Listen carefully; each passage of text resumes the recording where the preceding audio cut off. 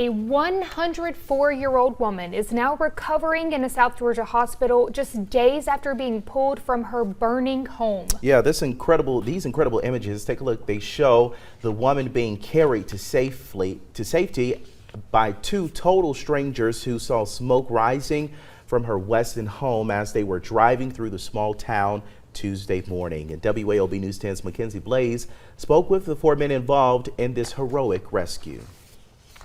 Fewer than 70 people call Weston, Georgia home, so few that neighbors may not notice when a house goes up in flames. That was the case when this home off of Highway 520 caught fire with a 104-year-old hospice patient trapped inside. Her family doesn't want her identity known, but they do want to recognize the men who saved her. So I was driving by and I saw smoke coming out of the pitch vent on the side of the house, and I was like, that's not just an exhaust vent, that's a fire. Mason Newell and his parents were on their way to Auburn University, where he's starting his freshman year in college. I didn't care what they were saying about if it wasn't a fire or not. I was going to turn around just to make sure it wasn't. And when we came back by, it started to boil out black smoke. I was like, there's a fire in that house. We need to make sure no one's inside there. The Newells turned around and they all immediately took action. My wife was on the phone with 911, and we just kept banging on the windows and stuff like that. And we finally got to the back side of the house, and we banged on a corner window, and we heard someone crying out for help. So we was like, wow, there's somebody in here, and we've got to do something. Trapped inside, an elderly woman on oxygen, in bed, unable to get out, with smoke filling her home and flames spreading quickly. Two other passersby, Walter Willoughby and Ben Hughes, rushed to help. I believe it was Ben that kicked the door in, and me and him started crawling to try to see if we could get back to the voice, and the smoke was just overwhelming and we couldn't do that, so we had to back out of the house. The problem was there was plywood on the bottom of the door, or the bottom of the window. So I ripped that off. Rick had a sledgehammer that he commandeered from somewhere. I don't know where he got that.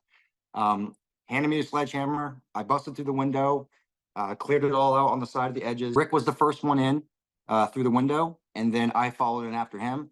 We assessed the situation real quick. She wasn't hooked up to anything crazy. And then we just said, hey, are you guys ready? She's coming out. And we both grabbed her, put her out the window, and then Mason and Walt grabbed her and brought her, I believe, to the back of Walt's truck. Less than 5 minutes after pulling the woman from the home, Webster County volunteer firefighters arrived and put out the fire.